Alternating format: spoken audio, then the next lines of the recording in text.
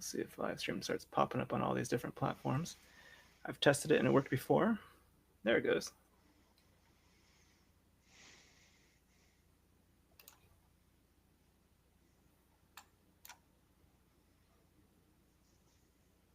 All right. It's always amazing when technology works the way it's supposed to and actually streams across all the different platforms. It can happen. All right.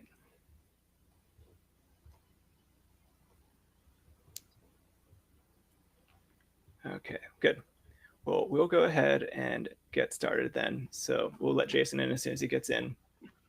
Right, appreciate everyone joining us today. So this is the June edition of our Executive Edge live panel. I'm Harley Green, founder and CEO of 𝘭𝘪𝘢𝘕𝑗𝑔𝑒𝑛𝑥, where we help executives and leadership teams stay focused on high impact activities by delegating the rest to highly skilled AI leveraged ultimate executive assistants. I am thrilled to moderate the conversation today with these powerhouse leaders who know firsthand what it means to hire, not just for headcount, but for real strategic impact. So today on the panel, we have 𝘭𝘪𝘢𝘕, who is the CEO and founder of ClearBox Strategies. Clay has over 30 years of data-driven growth strategy and scalable team building behind him. We've also got Susan Venema here, who's the CEO and founder of Beyond the Chaos, an ops expert helping owners escape the weeds with strategic support hires and planning. And then we have Mike Slinker, who's the CEO of Tennessee Memories and founder of Slinker Consulting, a visionary leader who's built value-driven teams across industry. And we have one more leader joining us. Jason will introduce when he gets here. So welcome, everyone. Really appreciate you sharing your time with us today.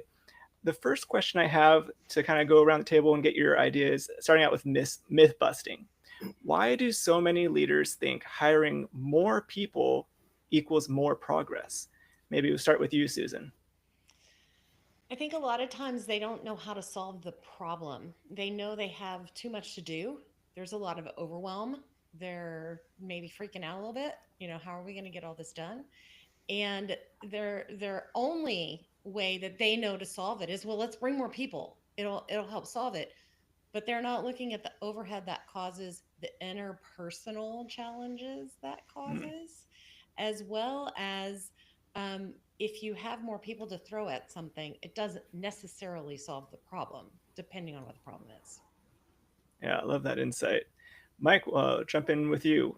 Any insights on why leaders think hiring more people often equals more progress? Well, a lot of the leaders in today's society, and even before, probably take the stance of more people equivalates to more getting done. But what you kind of look at from the tactical responsibilities, you forget the fact that really where the rubber hits the road is where the vision meets that tactical responsibility. And that's where your workers are implementers versus those that are visionary. Very nice. And last but certainly not least, Clay, did you have anything to share about why do so many leaders think hiring more people often equals more progress? Well, it's when you said that, Harley, I immediately thought of a story way back at the beginning of my career. The first real job I had, I was hired by a retired Marine colonel who was running and growing a business.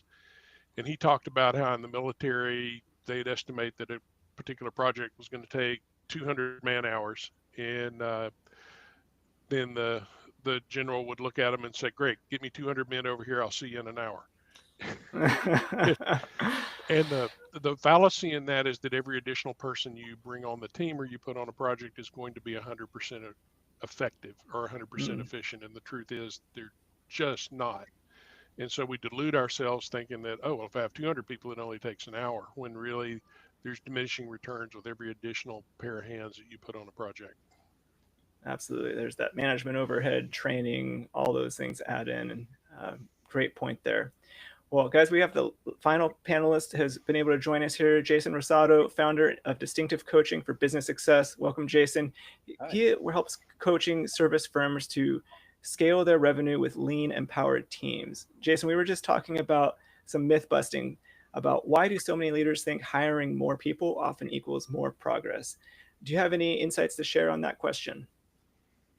So why, let me make sure I got it right.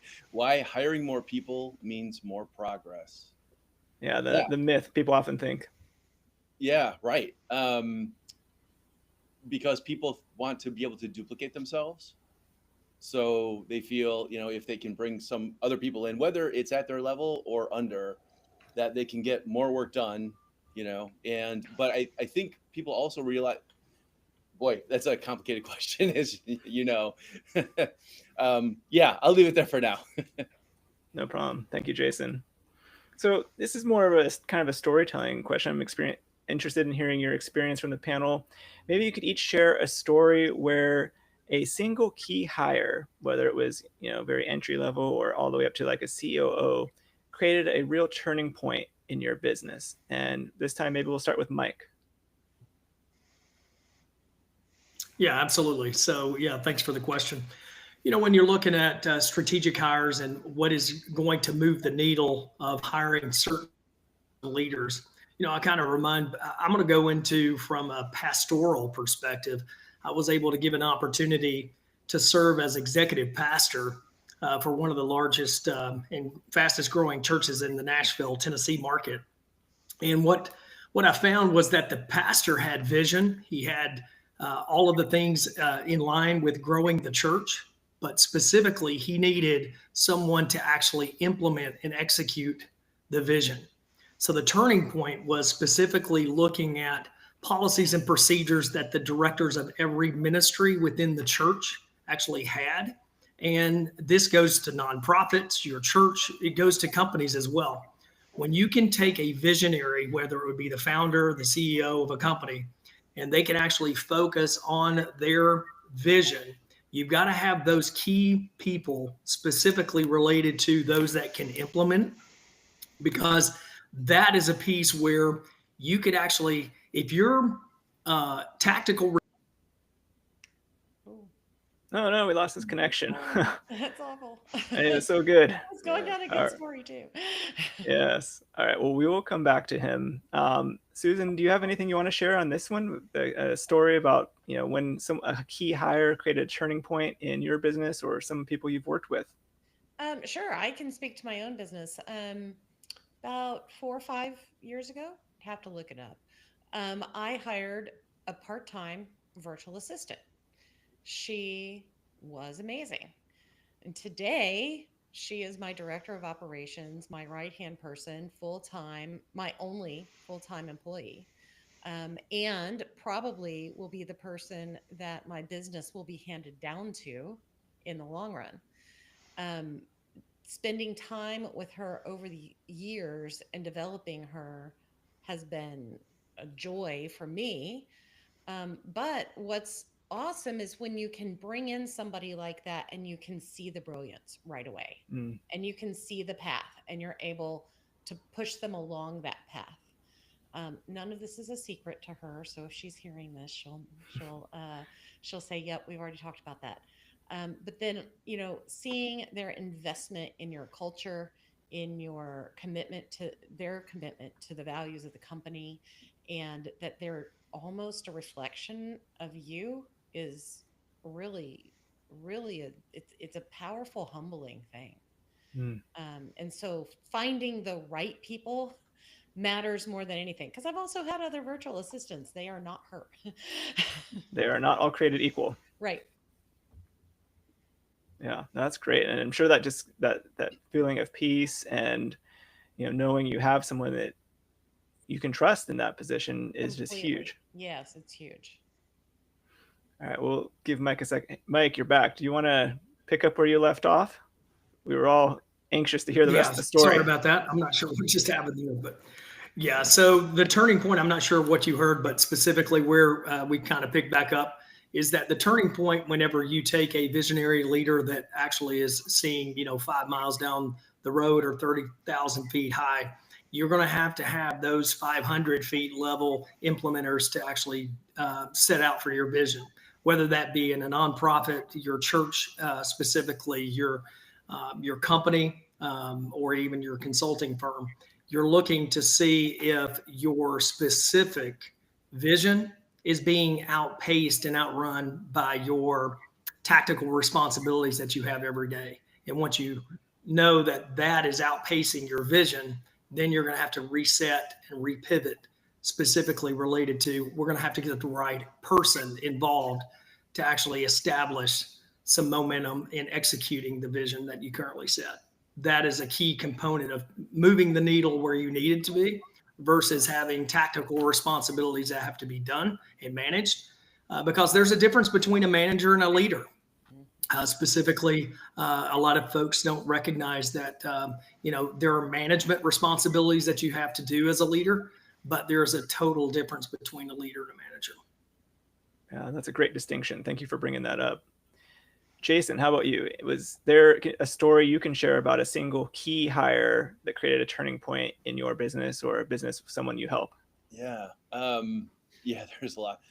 So it's interesting with business, and the way I work with my clients is always, as the owner, you want to focus on making your role, the things that you absolutely love doing, you would do all the time. They energize you, they lift you up. You're really good at them. You get a great return on investment, your time investment and your energy investment.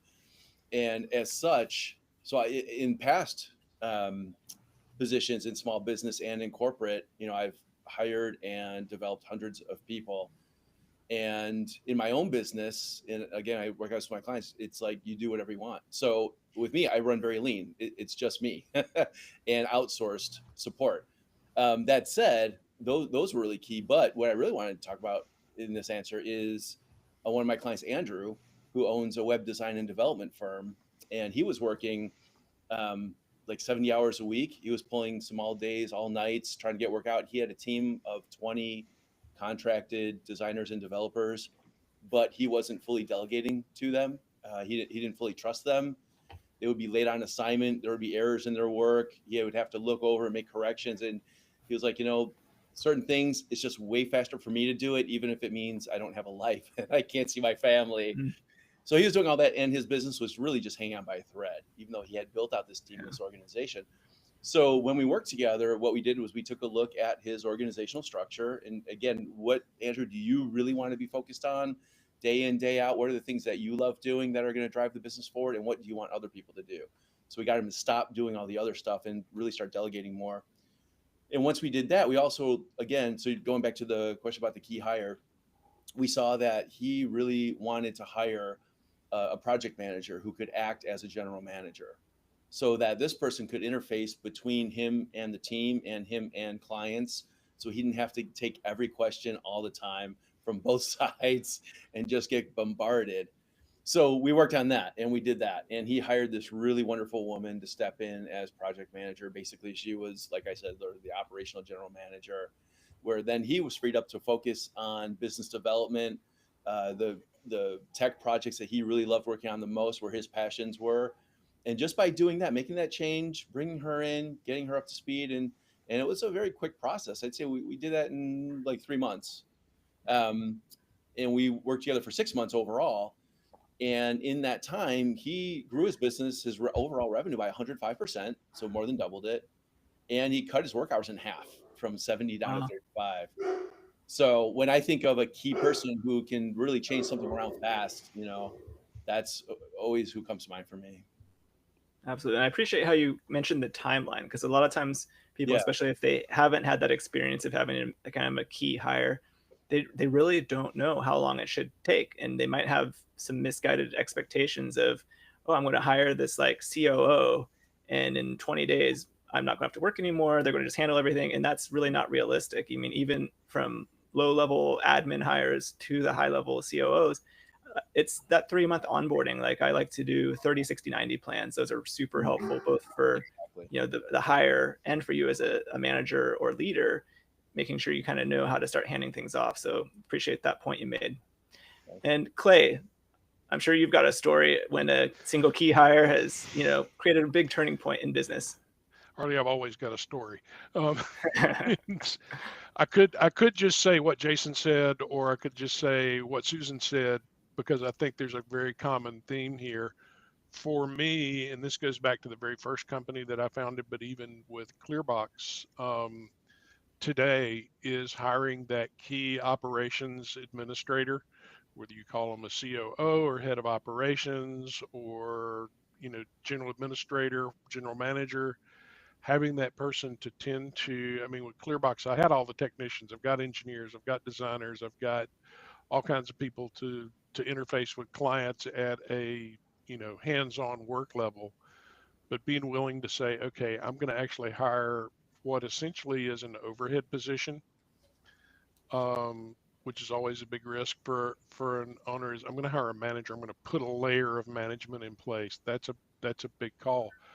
But doing that and doing that back at the first part of this year freed up my bandwidth to focus on business development, which is what I love and what I do best. And the net result of that, even though she's still in a learning phase somewhat, having come on in January, but we have already booked as much revenue this year as we did last year.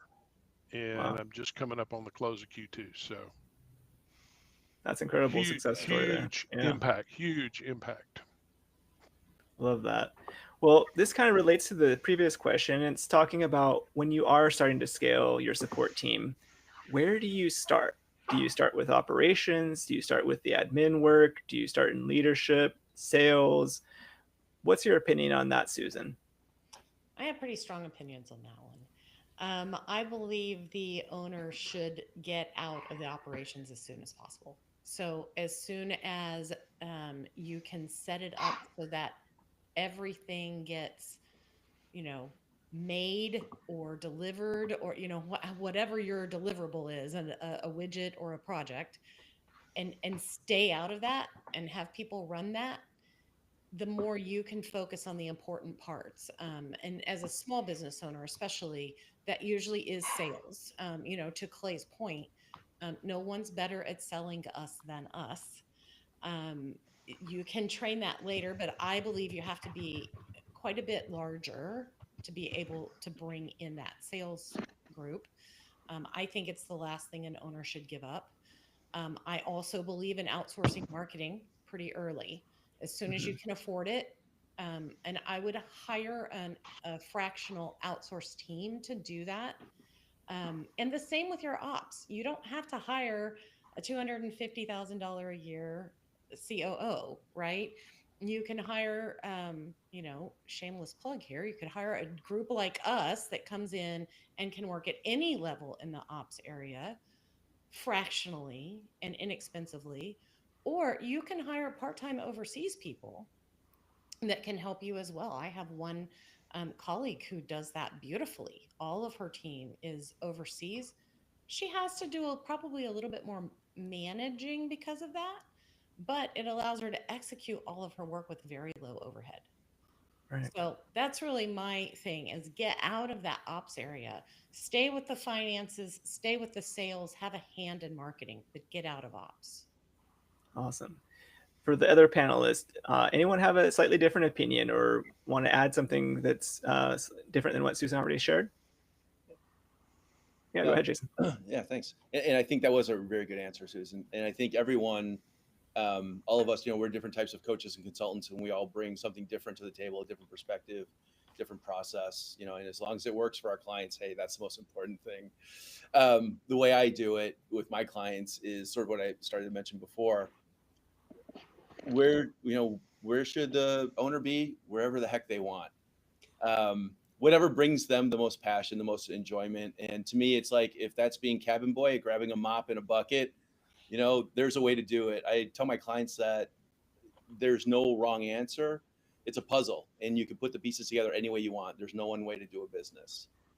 The only thing is that make sure you're putting your energy where you're the most effective, because there's always somebody, for the things that you don't love doing and you don't get the best return, there's always somebody else who can do it better, faster, and cheaper than you can.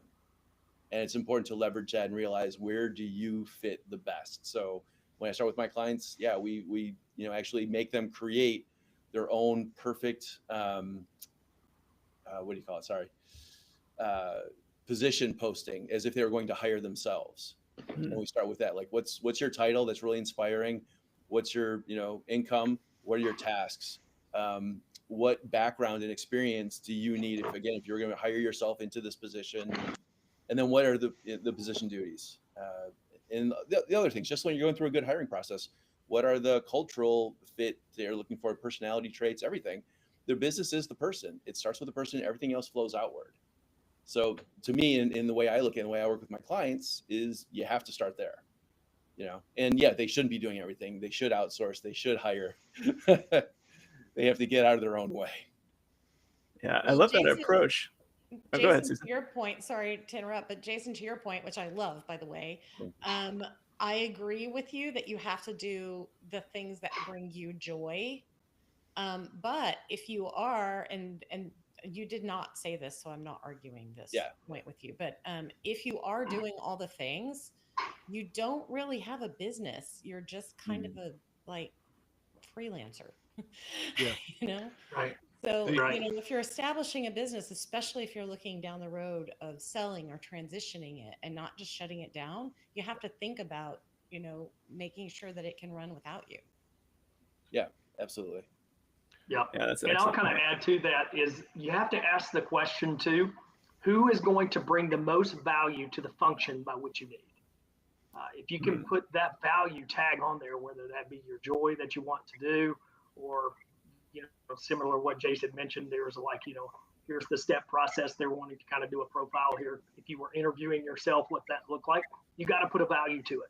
If you don't put a value to it, you're just kind of running in the wind. Exactly. The other piece I'd throw in there, Harley, is as you're scaling, is you delegate, you don't abdicate. And there's a big difference between the two.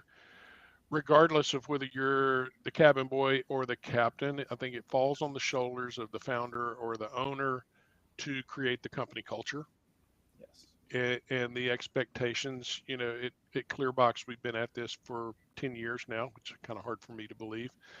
But there's very definitely a culture of excellence there and a culture of accomplish the mission. And whether it's a fractional person overseas or it's somebody that's full-time, US based, the idea is if we commit to do something, it's not a question, we're never going to go back to a client and say we can't do that. We may have to say we're going to do it a different way, but that's a culture that's been created over time and it's crafted, and it's just because it's one of my core values is you've got to be able to do that, and then you've got to have measurements in place to make sure that whatever the culture is, whatever the vision is you're casting, is actually being put out there in the marketplace on a day-to-day basis. Awesome. I think that falls very nicely into the next topic that I wanted to mention. Running a business is not easy. There's challenges. And so I want to talk about hiring fails. One of the biggest mistakes many leaders make is expecting a new hire to be a miracle worker, and without giving them any kind of clear guidance, systems, or support. Why does this happen so often, and how do you avoid it? Maybe we'll start right back with you, Clay. Well, it goes back to a book that was foundational for me when I was building my first company. I started my first company in 1993, and I just happened to pick up at the bookstore, a real live terrestrial bookstore, not Amazon, a book called The E-Myth by Michael Gerber. And that has been foundational to every company I've built since, and companies where I've gone in and helped other folks build their business. But that's that as a technical expert, you somehow are then qualified to run a business. And, the plumber who opens a plumbing company or the hairdresser who opens a salon. Part of being able to have a successful hire is having clear systems, clear expectations, roles and responsibilities, and going through the discipline of writing that down so that you have clarity on what the expectations are. And so they have clarity, so they know what job they're saying yes to.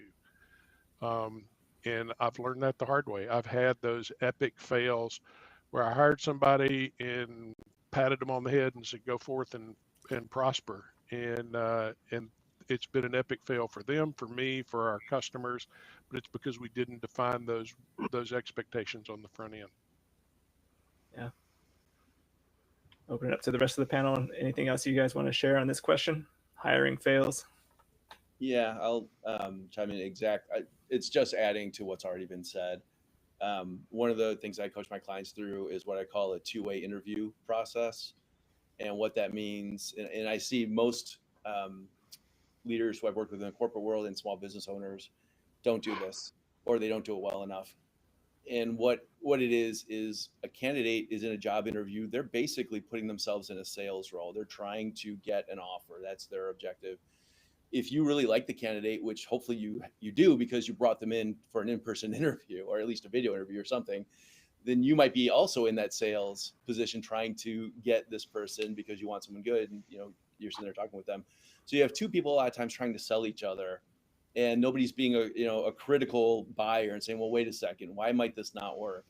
Mm-hmm. So the two-way interview process is where the hiring manager or business owner facilitates the other side as well, because they might be unskilled with interviewing. They might be nervous. They might, again, just be really looking to get that offer and trying to give all the right answers. So saying things to help that person disqualify themselves, but more importantly, what was just said, to help them, if they do get the offer, to go back and go, well, wait a second, is this really going to be a good match? Should I accept it?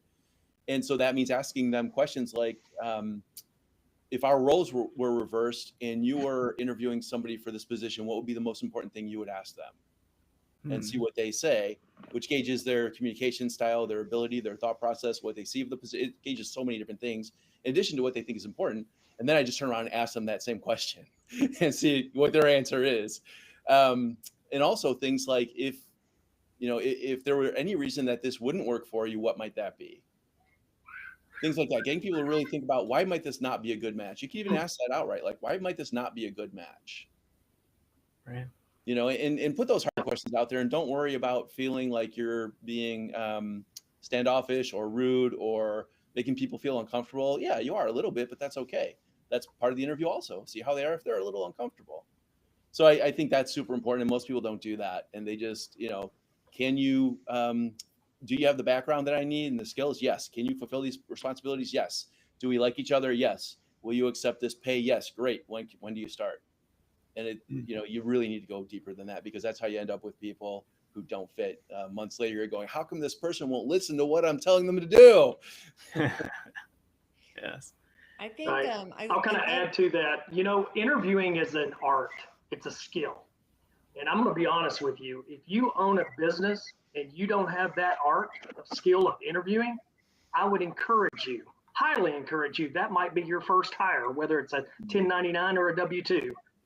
Because in essence, if you don't know how to interview, and this is a very deep subject, because it goes into behavioral interview, the different styles of interview, how to actually know to ask the right questions. It's an art that if you don't have, if you own a business and you have to do a hiring and you don't have that skill, that's the very first thing that I would consult that person to do. You need to find somebody that can actually hire someone, because that's a skill you don't have. Well, I agree with everyone. I especially like Clay's, the systems, the processes, all that. You have to have it or no one can succeed. But the other thing I think business owners often do is they hire someone they know. Yeah. My sister, my mom, my brother-in-law, and then you can't fire them. And sometimes they might need to be fired, or sometimes you outgrow them. So I'm always cautious to warn people, don't bring in anybody that you can't also ease out. And it doesn't have to be a harsh ease out, but you don't want to break up your family over it either. So just be very careful about how you're handling that, and go in eyes open. And if you have to do that, or if you do think it's the absolute right person because your daughter just graduated with a marketing degree, make sure that you're starting with how you're going to end. Talk about that up front, almost like a premarital contract. Prenup. A prenup, exactly. Yeah, that business prenup. Yeah. Awesome. Well, what is one thing, speaking of the fails and now, how we avoid them, what is one thing you guys do now before making any key hires that you wish you had done earlier in your business? Susan, you want to jump right in with this one? One of the things I always make sure of is that I know exactly what they're going to do. And I run a bunch of numbers. And sometimes you're still wrong. I made that mistake last year. I wanted someone really badly, and I ran the numbers and I projected it and I figured it out, and our income didn't match up. And unfortunately, we had to part ways over that. Our revenue just wasn't there to support that big salary. I learned a lot from that, and I think that that's important that you take that into consideration. Is what's going to happen if your projections don't play out? How, if that person isn't going to make the money that you expect them to make, how ready are you to deal with the other side of that too? Yeah. Anybody else want to jump in on this one? What's one thing you do now that you wish you had done earlier? Well, I think one thing that I do too, and this is the flip side of what Susan is saying, is I try to have a very candid discussion with that employee about not what their pay expectations are, but what their needs are. I expect them to look at their budget and say, okay, you're hiring me in this position for X amount of money, and X is going to cover all of my expenses, because people will take a job because they're desperate. And to Jason's point earlier, they're selling themselves, so they're putting their best base on. But if they're $500 short every month, then they can't give you their best because they're trying to figure out where that other $500 is going to come from. So I want to make sure not only is it a fit on our side, that whatever the value of that position is, that they're going to equal or exceed the value of what it's costing me. Is I want to make sure that I'm paying them enough that they can live on that. And sometimes that means I have to adjust what the reality of the marketplace is for what I need to pay. Sometimes it's just not a fit, that they have a lifestyle that exceeds what that position will pay. Clay, isn't that a Dave Ramsey thing? Doesn't he, in his interview process, doesn't he have people actually submit their personal budgets with the pay? I think that's a thing. I'm not a Dave Ramsey guy so much, so I'm probably I'm not qualified to answer that, but I'm not a huge follower, but I thought that was part of his process. I don't ask them to submit the budget for me, but I make them look at it for themselves. Yeah. I think I moved from being a manager and a leader to a meddler if I'm asking them to give me their budget. But I need them to know that, okay, you can live on this. That this is going to make you happy. It's going to make your spouse happy. It's going to make the bank happy when you pay your mortgage every month. Yeah. Here's an idea to kind of just when you look at different approaches to do that. Here's something that I've done that has proven to be successful is paper performance agreements. So it keeps both parties intact. It keeps the integrity by which the value I've hired you on, as well as the value by which they're going to discipline themselves to render services that are being hired for. I think it keeps both parties aligned. It also keeps that carrot dangled in front of them in a way where it's advantageous and benefits both sides. So it's not just one-sided for success. So paper performance agreements have worked very well for me. Yeah, that's great. I love making sure everyone's interests are aligned in that way. I was just going to mention real quick on that submit a budget idea. And Clay said he doesn't ask them, so that's good. I think that's good. I think so. But I was wondering if somebody did do that, if you might be going into some legal trouble waters there. I don't know. That just,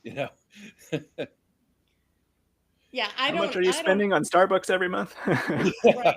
Well, because you can't discriminate, based on certain things, and somehow I don't know. It kind of put up my a little worry about, well, what can you ask and what can you not? Is there a line somewhere? Maybe not. I don't know. But well, that's another thing to think about during the hiring process too, is things that you can ask, things that you can't ask.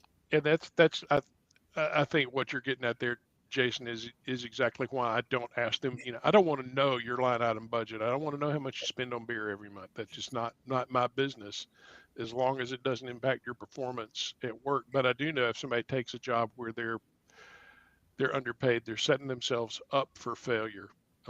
they won't be able to give you their best because they've got something else. At some point, they're going to come to resent you, if nothing else.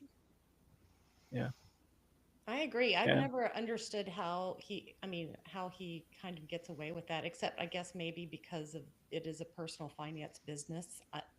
I don't know, but I would not do it either. Well, it seems like we've got some consensus on that one. One thing that I have done is help people to make budgets, because a lot of times, especially when you're in that entry level space, they may not have a budget. And so that can be something that you can do after they're hired to help them make that salary that they're receiving go further and have them be comfortable and, like Clay said, not resent you because they're feeling empowered with their budget then. So good points bringing that up. I think we're running short on time. So the last question I wanted to touch on with everybody is, what are some of the signals you look for to tell you that it's time to hire versus just getting like temporary kind of one-off contractors, like the Fiverr type things, or using technology to automate? When do you make that decision that having someone come in part-time or full-time is the thing to do to help the business grow? Jason, you want to start off with this one for us? Sure. Yeah. It's a multi-tiered thing. And for me, it's, again, when I'm working with clients, what we do is say, well, where are you now? Where would you love to be a year from now? And then we create, like we said before, sort of I like to work backwards. So, if this were going to be with your organizational structure, with what that looks like, with your revenue, with your offerings, price model, work schedule, family life, vacation, like all, we go through all of that. Where are you going to be a year from now on all those points? Then on each of those, where are you 6 months from now? And each of those, where are you 3 months from now? So it's like, when do you hire? Well, you look at the map, say, oh, this is it. But that said, it's not that easy, of course, right? Things are going to change. You have to be flexible, but that's the starting point. And then from there, it's like, how stressed am I? First, do I have capacity to take on? We talked a little bit before, is it the chicken or the egg? Sometimes people feel like they need revenue in order to hire somebody. They feel like they can't get revenue until they hire somebody. So again, that's a tough thing. And you can talk, I tell my clients to talk with their accountant and go through some of the cash flow scenarios for different things. A big part of what we work on is, so one thing, and I didn't do like a real introduction for myself, but yeah, I'm a business coach. I'm also a certified energy healing master. And so I help my clients to release subconscious internal emotional blocks that stop them from making really great decisions and taking their best actions. And that's one of them that we tend to process through and figure out.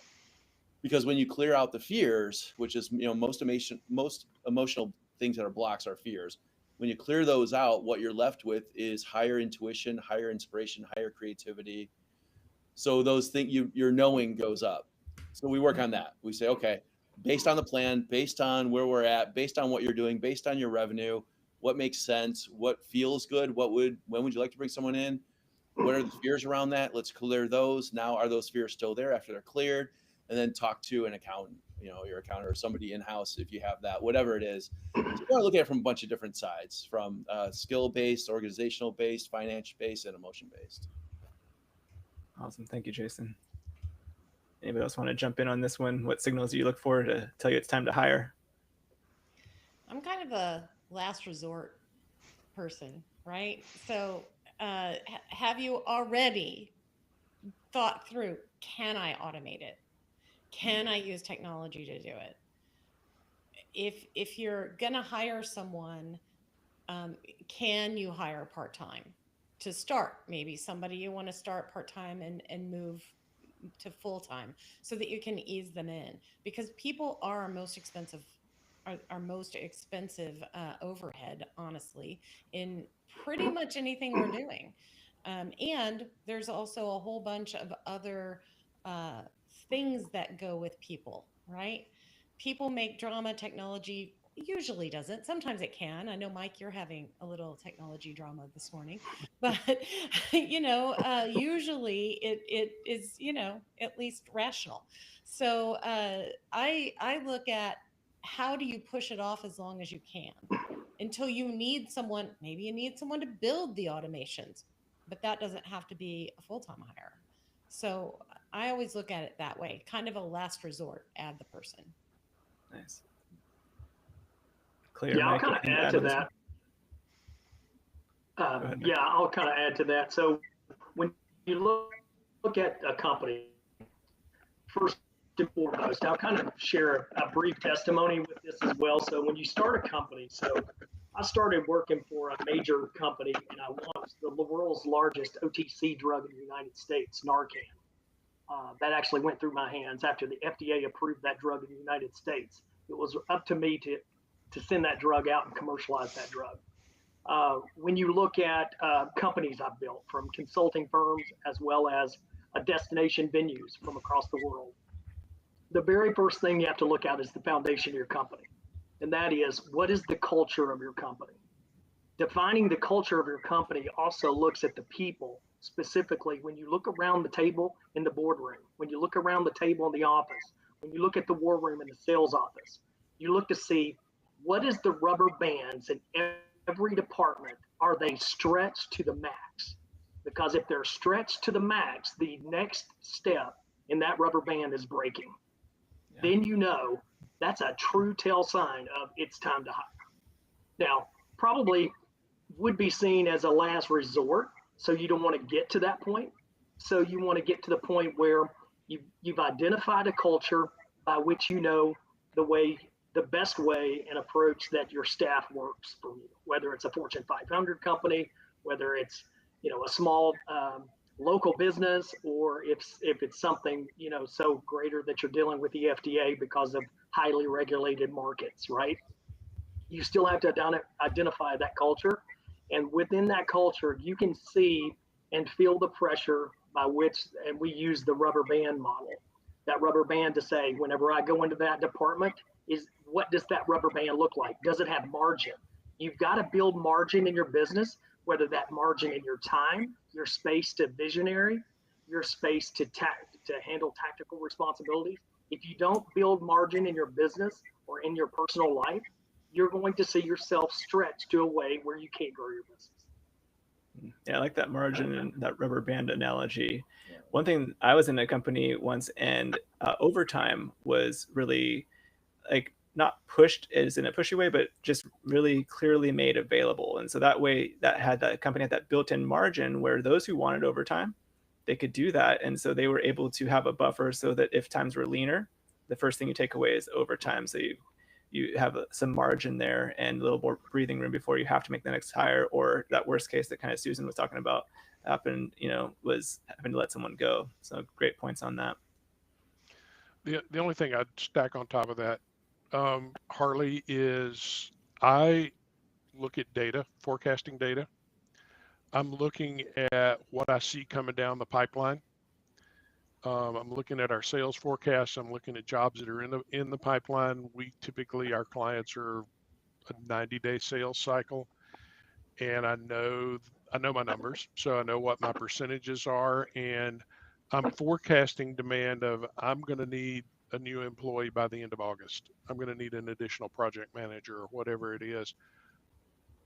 Then I'm going to hire that person early, because I want to get them in, get them acclimated. I don't want my rubber band to be stretched to the max before I put them in place, because I need that time for them to ramp up without feeling a lot of pressure, so that then when that additional work does come in, but that's having slack in the budget and some margin in the system to be able to carry that person until they can then ramp up to 100% productivity.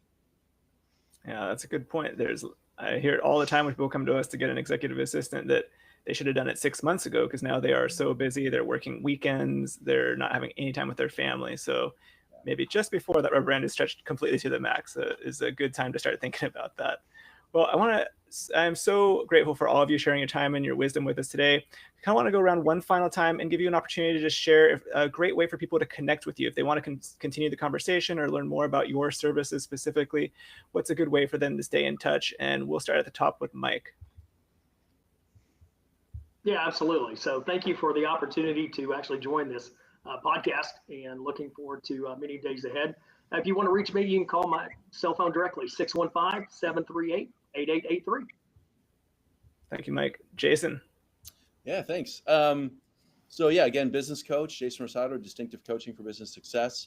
And if anyone would like to have a complimentary organizational structure and revenue growth assessment coaching session, I'd be happy to do that. Help you, get that year plan. What's going to be perfect for you? What are the challenges? What do you need to put together to make that happen? And yeah, just send me a text, 773-829-1276, and just say assessment. Thank you. How about you, Clay?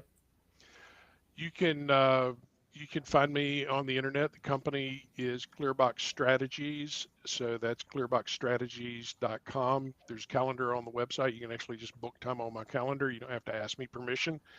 You can just reach out and put some time on there. We can help you with planning sales and marketing growth, automation of processes, and structuring the whole customer facing side of your business.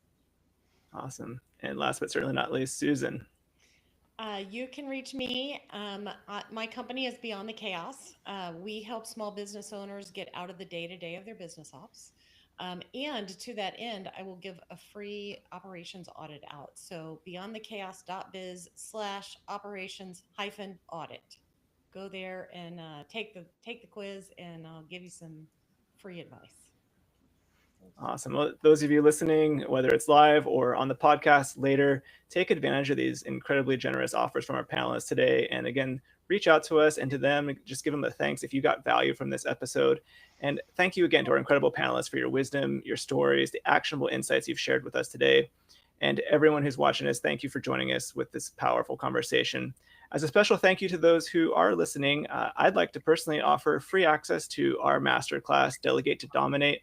I walk through exactly how top leaders are reclaiming 15 to 30 hours a week with the right strategic support. You can watch the masterclass and unlock a special bonus offer just for the panel viewers at workergenics.com/bonus-masterclass. And again, thanks for being with us. We'll see you on the next Executive Edge live session.